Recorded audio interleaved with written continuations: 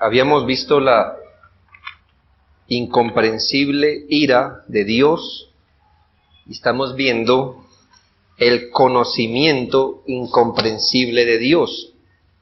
Vimos una explicación breve del Salmo 139 y ahora vamos a mirar nuestro segundo testigo del conocimiento incomprensible de Dios en Isaías 40, 28. Dice la palabra: ¿No has sabido, no has oído que el Dios eterno es Jehová, el cual creó los confines de la tierra?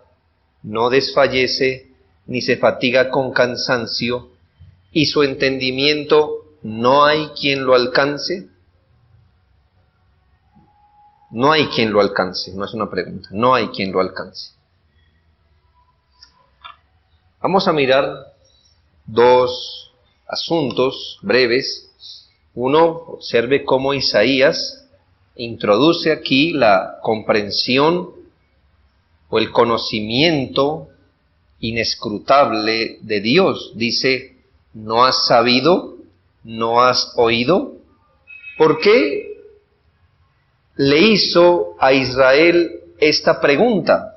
Bueno, podemos entender por el contexto. Si usted mira el versículo 27, el pueblo de Dios, en Isaías 40, 27, el pueblo de Dios se sentía abandonado y olvidado por Dios.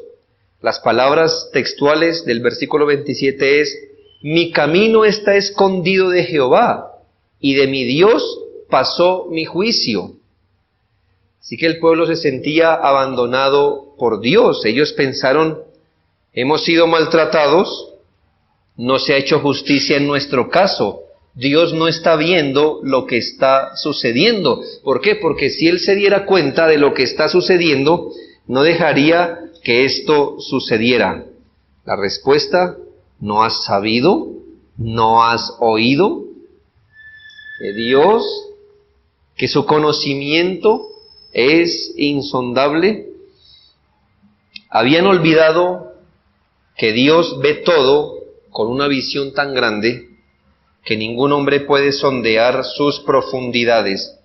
Isaías les recuerda que Dios no los olvidó, pero ellos sí olvidaron que Dios tiene un entendimiento inescrutable de todas las cosas.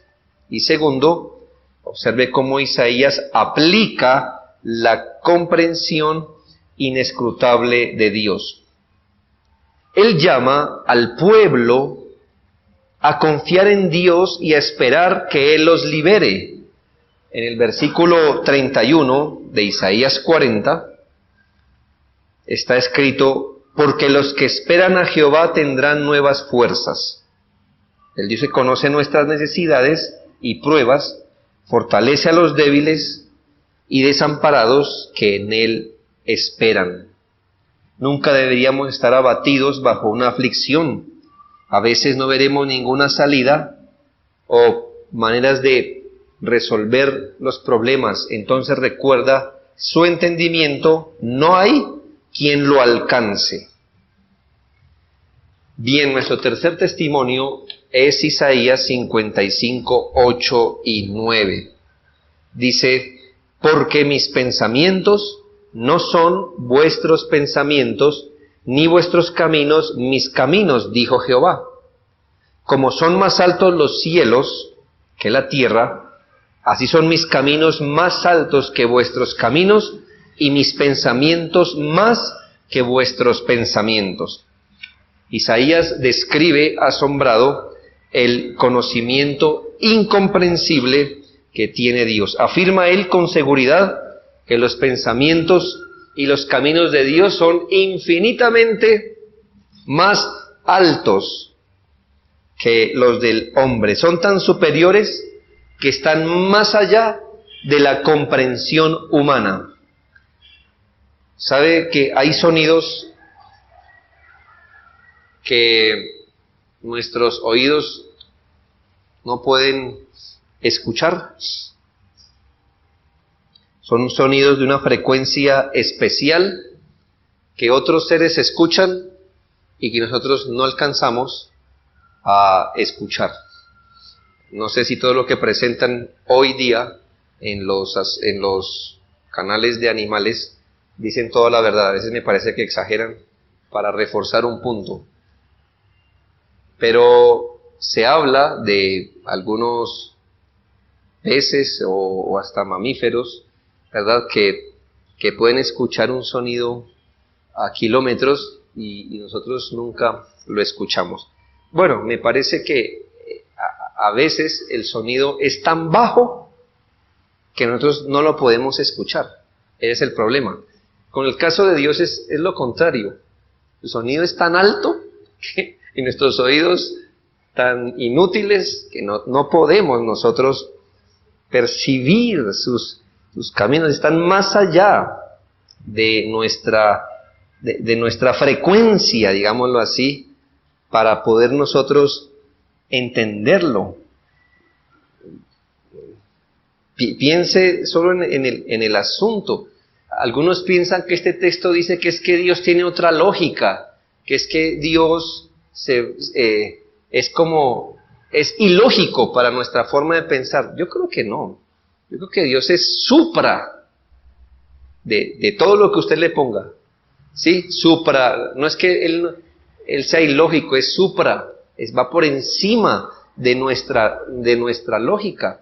Piense a un niño de 1 año escuchando la conversación de 2 científicos o de 2 matemáticos, ¿verdad? Matemáticos puros. Ellos están hablando de una letra, de por qué M es M y no X, y cosas así, ¿no? El niño ni siquiera sabe leer, ni siquiera sabe escribir. Ahora, yo le pregunto, ¿lo que están hablando estos dos es ilógico? No, no es ilógico. Lo que pasa es que supera lo que ese niño puede llegar a entender. Hermanos, básicamente Isaías dice, no que Dios sea ilógico o no racional. Lo que pasa es que Él es suprarracional. Es un Dios muy complejo.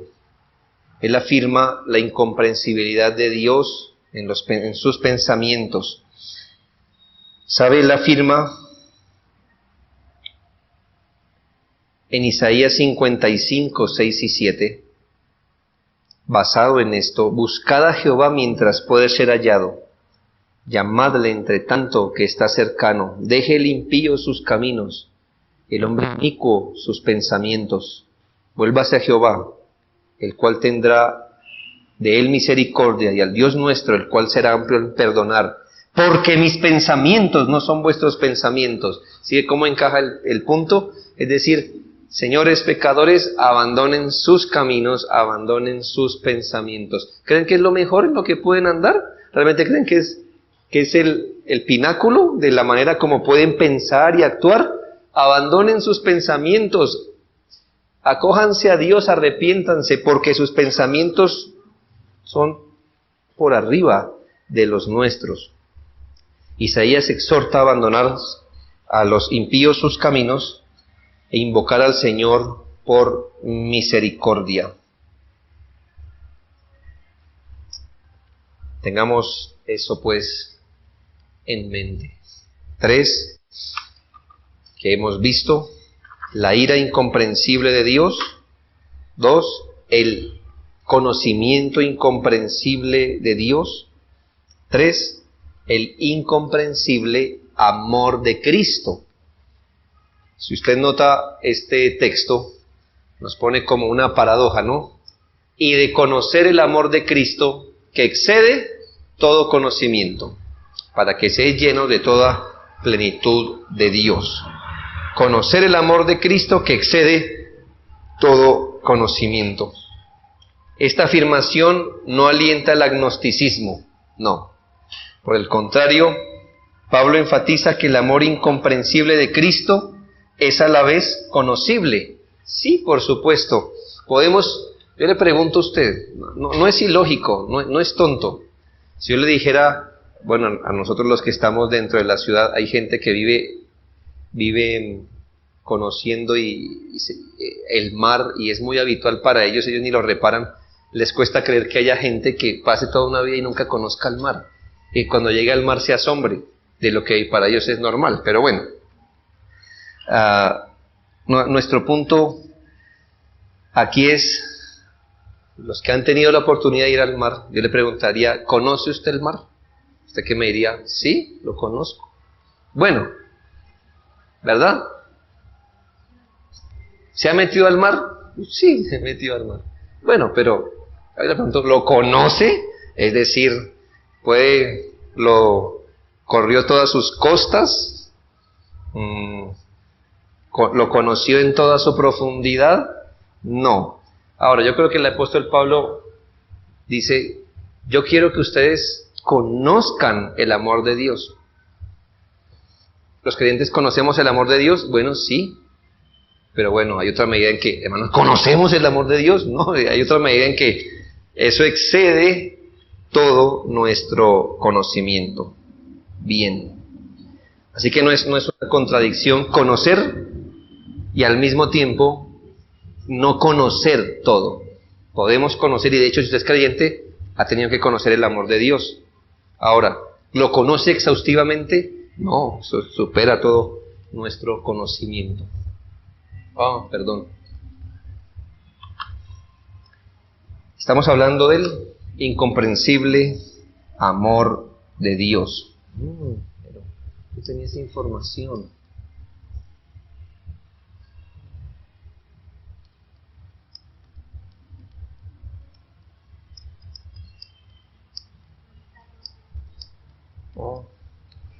Muy bien. Parece que lo borré. Bueno.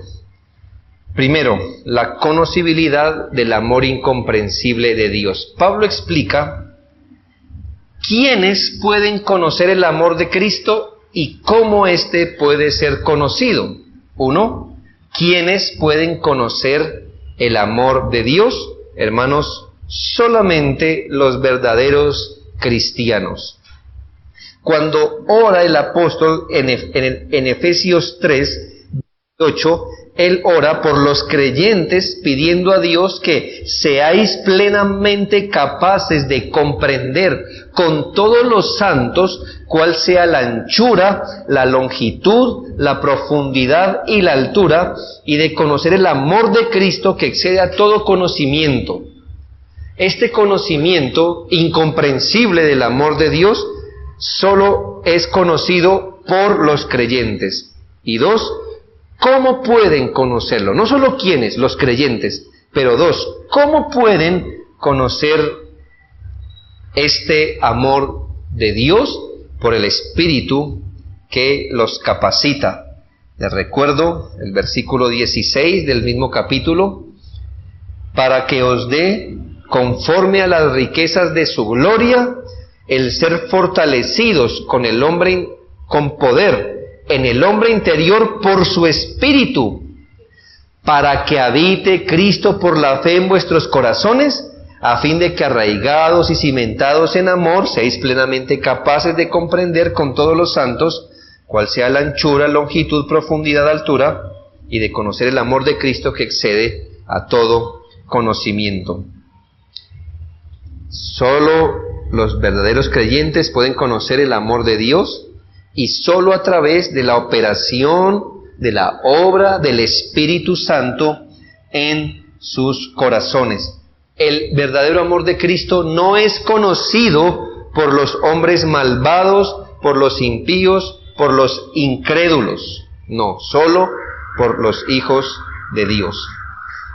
Ahora, ¿cuál es la ganancia del amor incomprensible de Cristo? ¿Cuál es la ganancia de conocer el amor de Cristo que excede todo conocimiento? Mire, que seáis llenos de toda plenitud de Dios.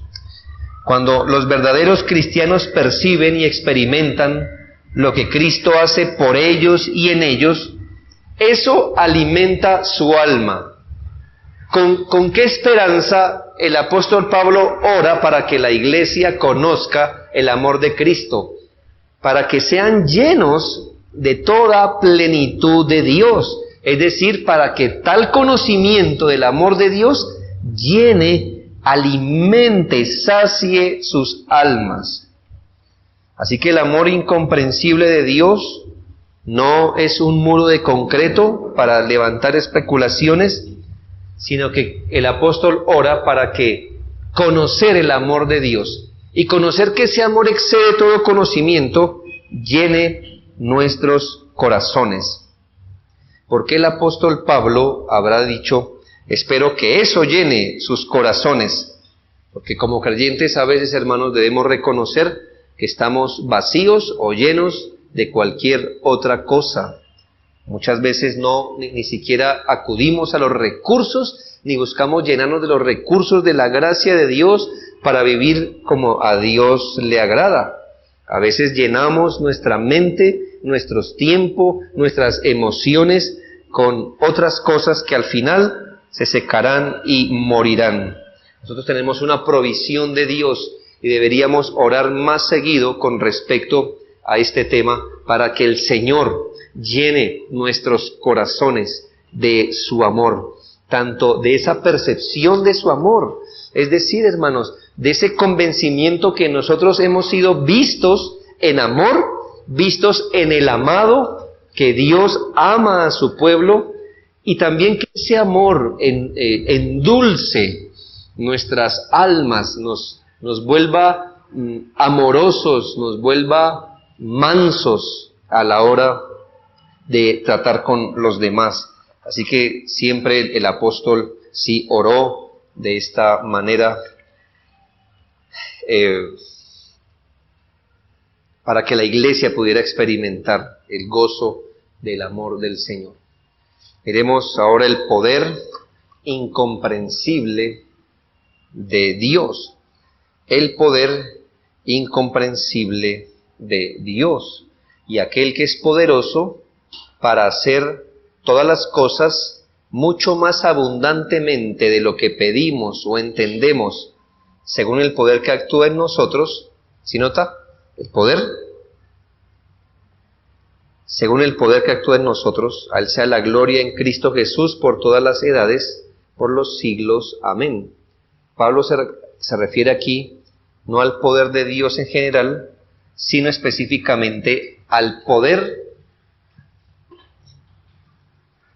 que nos infunde pues capacidad para andar en la verdadera religión, es decir, en los caminos del Señor.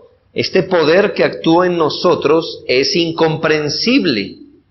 ¿Por qué? Dice la Biblia que es mucho más abundante de lo que pedimos o entendemos.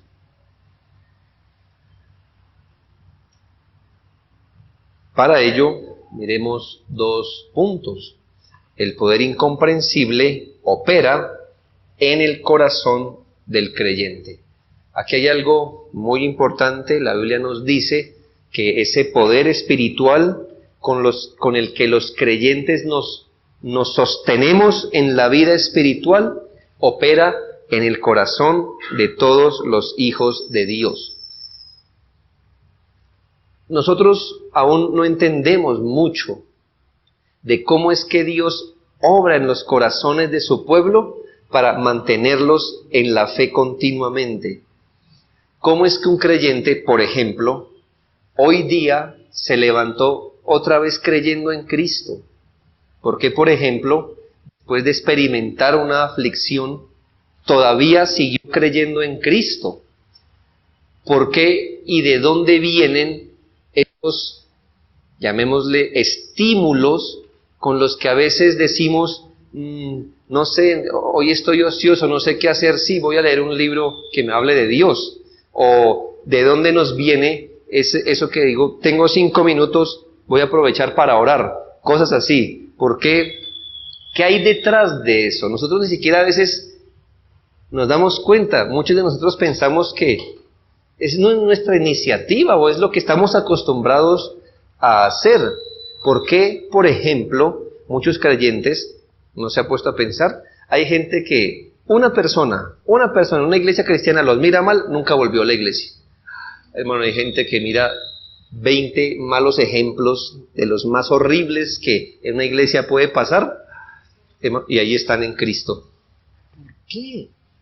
¿Por qué, hermano, hay alguien que llovió hoy y nunca volvió al culto? ¿Y por qué hombres, aún con la espada aquí o siendo quemados en ese mismo momento, siguen confesando a Cristo? ¿Qué hay detrás de eso? ¿Por qué unos son estimulados a orar? ¿Por qué gente que está pasando por lo mismo que nosotros, por ejemplo, no se congrega, no con esa regularidad? Hermanos, hay un poder que nosotros ni siquiera entendemos que está operando en nosotros, aun cuando estamos dormidos, el Señor enseñándonos a nuestra conciencia. Hay muchas cosas que Dios opera. Quizá muchos creyentes ni siquiera sean conscientes de todo lo que puede estar pasando, por ejemplo, en un sermón. O cuando estamos adorando a Dios, ni siquiera somos conscientes, y no significa que la medida de la operación de Dios sea nuestro entendimiento. Es decir, solo lo que usted entienda, eso es lo que el Espíritu Santo va a hacer en usted. Hermanos, Dios hace muchas cosas que nosotros no podemos entender. Cuando Dios nos dio cosas que ni siquiera nosotros pedimos para nuestra vida. Algunos de nosotros continuamente ora por ese recurso de entendimiento espiritual, porque el amor incomprensible sea comprendido, por cosas así. Usted diría, no, aún así Dios puede hacer cosas que ni siquiera nosotros pedimos para nosotros mismos, aunque las necesitamos. Dios sabe cómo mantenernos en la verdadera religión. Dios pone en nosotros el querer como el hacer por ese poder que nosotros no entendemos muchas veces cómo opera. Ese actúa en el corazón. El poder incomprensible, segundo, resulta en la gloria de Dios en su iglesia, como lo sabemos. Mire cómo Pablo termina este texto. A Él sea la gloria en la iglesia. Solo Dios merece la alabanza por el poder de la verdadera religión que se muestra tanto en la vida cristiana como en el cristiano. Qué bueno es ver, hermanos, que lo que es imposible para la carne, todos nuestros intentos, cómo llevaríamos nosotros la vida cristiana a la luz de nuestro propio fuerza o poder, o de lo que somos conscientes o de nuestra intención, no pudiéramos. Pero en los días del Señor, por ejemplo, se reúne toda una iglesia, todo un grupo de creyentes a los cuales el Señor ha alentado por su poder que no podemos explicar. Y nos vamos a reunir a adoración el día del Señor, muchos hombres y mujeres que mañana se van a levantar otra vez creyendo en Cristo por el poder de Dios, por ese poder que Él le ha infundido. Porque no va a haber enfermedad, providencia, preocupación, tentación que los vaya a detener. ¿Por qué? Por el poder que actúa en nosotros y no entendemos. Sí, uno entiende que uno tiene responsabilidad, ¿no es así? Tenemos, por ejemplo, responsabilidad de congregarnos. Es nuestra responsabilidad. Yo creo que todos la sentimos. Pues mañana hay que congregarnos. Dios lo manda. Dios sí, eso es verdad. Pero ¿sabe cómo oró el salmista? Mas yo, por la abundancia de tu misericordia, entraré en tu casa. ¿Sabe, hermano? A los que Dios les muestra su misericordia, estarán el día del Señor adorando. El poder que actúa en nosotros, los creyentes. A Él sea la gloria en la iglesia. Y por último, vemos la paz de Dios incomprensible. La paz incomprensible de Dios. Es un texto muy conocido, dice la Biblia, por nada estéis afanosos, sino sean conocidas vuestras peticiones delante de Dios en toda oración y ruego, con acción de gracias, y la paz de Dios, que sobrepasa todo entendimiento, guardará vuestros corazones y vuestros pensamientos en Cristo Jesús. Así como el amor de Cristo sobrepasa el conocimiento, la paz de Dios supera el entendimiento. Hermanos, Dios nunca se ve alterado o paralizado por la ansiedad. ¿Sí? Vaya y piense en Dios. ¿Algo lo tomará de sorpresa? No. ¿Algo lo frustra? ¿Algo le producirá ansiedad a Dios? No. Bueno, pase lo que pase, nosotros entendemos que Él es infinitamente seguro y tranquilo en sí mismo. ¿Sí? Es decir, ¿cuál es la fuente de la, vamos a hablar así, cuál es la fuente de la tranquilidad de Dios? Él mismo. ¿Cuál es la fuente de su felicidad? Él mismo. ¿Cuál es la fuente de su estabilidad? Él mismo. Es decir, Él mismo es suficiente y por eso Él es feliz, Él no se preocupa, Él no es ansioso. Hablo de Dios en esos términos, hermanos, no sé si son las mejores palabras. Entonces, hermanos, ¿sabe qué ahora el apóstol? Yo quiero que la paz de Dios, esa paz en la que Él vive, llene vuestros pensamientos y vuestros corazones. Pablo no solamente ora así, sino que él dice que si un creyente renuncia al afán y se da a la oración, esa es la paz que tendrá. Claro, no en la magnitud en que Dios la tiene, en Él es absoluta, perfecta, infinita, pero es de esa paz que Dios participa a su pueblo. Dice la Biblia, por nada estéis afanosos.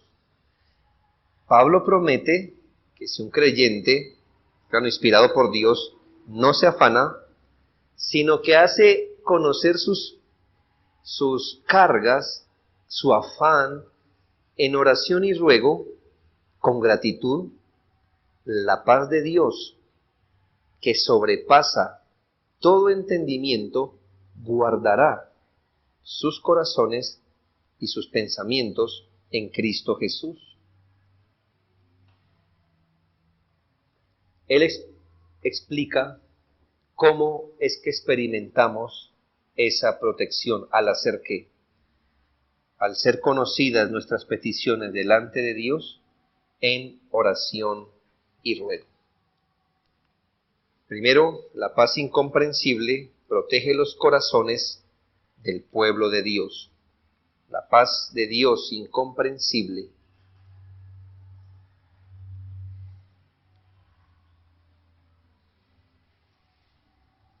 protege los corazones del pueblo de Dios. Cuando Pablo dice que la paz de Dios guardará nuestros pensamientos, quiere decir que Dios mantiene la mente fija en el Señor. Les recuerdo lo que dice Isaías 26:3. Tú guardarás en completa paz a aquel cuyo pensamiento en ti persevera, porque en ti ha confiado. Creo que el apóstol Pablo, cuando escribió a los filipenses, tenía Isaías 26:3 en mente. Es casi lo mismo. Tú guardarás en completa paz a aquel cuyo pensamiento en ti persevera, porque en ti ha confiado. ¿Qué dice el apóstol? Bueno, ¿cuál es la mejor forma de confiar en el Señor? Preséntele sus cargas a Él y la paz de Dios, que sobrepasa todo entendimiento, vendrá. Los creyentes que estamos dirigiéndonos hacia el cielo debemos aprender cuáles son los recursos de la gracia en medio de las pruebas que nosotros podemos tener. Hermanos, toda prueba nos va a golpear, o si no, no sería una prueba, ¿verdad? Toda prueba nos va a golpear, toda prueba nos va a remecer, o si no, pues no sería ningún tipo de prueba. Bueno, pero ahí entonces tenemos estos dos caminos. ¿Se sumirá en el afán? ¿Se sumirá en la desconfianza? ¿O pondrá su mente en el Señor y confiará en Él y presentará sus peticiones rogando al Señor? ¿Sabe? Y esto es lo que no entendemos. Usted dirá, ¿y ya? ¿Y después de orar ya? Pues hermano, el apóstol Pablo dice, sí. El apóstol no dice, y después que Dios responda a su petición, la paz de Dios gobernará y guardará sus corazones. No, quiere decir que en respuesta a la oración, puede que las cosas, el problema siga igual, la cosa no cambie. ¿Qué cambió? Que el Señor viene a nuestro corazón con una paz que sobrepasa todo entendimiento. Igual como el Salmo 23 dice, aunque ande en valle de sombra de muerte, no temeré mal alguno, porque tú estarás conmigo. Por lo tanto, hermano, el cristiano a veces es un misterio incluso hasta para sí mismo. A veces él no puede entender por qué él no está preocupado cuando debería estarlo en esta prueba. ¿Ve? ¿Por qué yo no estoy tan afanado? ¿Por qué esta vez no salí a correr? ¿Por qué esta vez no lloré hasta el cansancio? ¿Por qué esta vez no me deprimí? ¿Por qué esta vez no dejé de ir a la iglesia? Cualquier cosa que sea, aún el creyente es un misterio para sí mismo. ¿Y esto por qué? ¿Por qué? ¿De dónde viene esa calma? Hay en algunos himnarios hay un himno que nos recuerda esto, ¿no? Como en el fondo del alma hay una dulce quietud, dice, que se difunde embargando el ser, hablando de la paz de Dios que sobrepasa todo entendimiento. La paz inescrutable nos protege aún en las pruebas. Segundo, la paz incomprensible de Dios asiste al pueblo, a la iglesia, en sus oraciones. ¿Cómo experimentamos esa paz?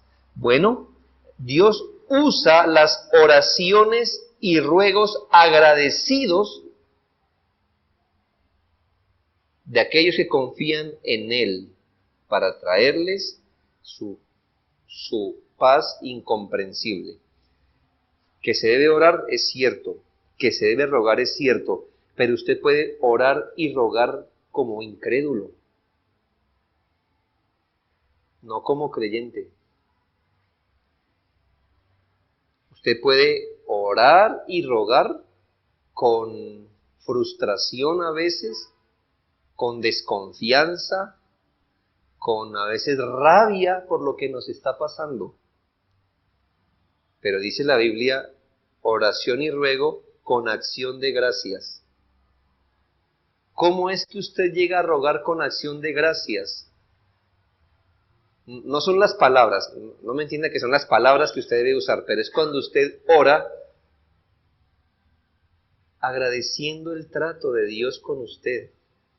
De verdad agradeciendo, diciendo, no simplemente dándose una palmadita diciendo, esto pudo haber sido peor. Y no, pero en otras palabras, ¿sabe qué? Eso pudo haber sido peor. Si Dios le da a usted lo que realmente merece. Así que uno diría, esto está doliendo, pero yo te agradezco, Padre, porque cualquier cosa que haya salido de tu mano es medicina para mí. Me sabe mal en la boca, pero es medicina a mi cuerpo. No sé si eso es un pecado que el Señor me está corrigiendo. No sé si solamente Él quiere atraerme más hacia sí mismo. Quizás sea para prevenirme de algo, para prepararme para algo. Pero el Señor, así son las oraciones de acción de gracias. No es simplemente usted con un espíritu frustrado, incrédulo, dice, ¿verdad que toca decir gracias? ¿No? No se trata de eso. Es en verdad una oración con acción de gracias. Y ¿sabe? Dice la Biblia, la paz de Dios, que sobrepasa todo entendimiento, llenará o guardará vuestros corazones y pensamientos en Cristo Jesús. Cuando tenemos miedo, debemos acercarnos en la fe y poner nuestra confianza en Él. Cuando así lo llamamos, la paz inexplicable impregna nuestras almas. Un himno muy querido que cantamos dice, ¿vive el hombre desprovisto de paz, gozo y santo amor? Esto es porque no llevamos todo a Dios en oración. A veces decimos, todo se frustró, ahora sí me tocó orar. No, era lo primero, no lo último en orden. Cuando todo se frustró, ahora sí oro. No, era el comienzo. Si deseamos más paz, debemos estar más en oración. No es una táctica disuasiva. Ore más, hermano, vaya, ore más, pero es así. Más afán es porque hay menos oración. Más paz es porque hay más oración. Eso es la lógica de la Biblia. La paz incomprensible de Dios es el remedio del Evangelio para la ansiedad carnal. Nuestra conclusión para culminar esta sesión: la ira, el todo conocimiento de Dios, su amor, ese poder incomprensible y su paz muestran que Dios en sí mismo es un ser incomprensible. Vuelvo y le digo, no es que sus demás atributos sí sean comprensibles, no. Pero al menos estos 5 atributos nos enseñan que la naturaleza de Dios es insondable. La Escritura revela un misterio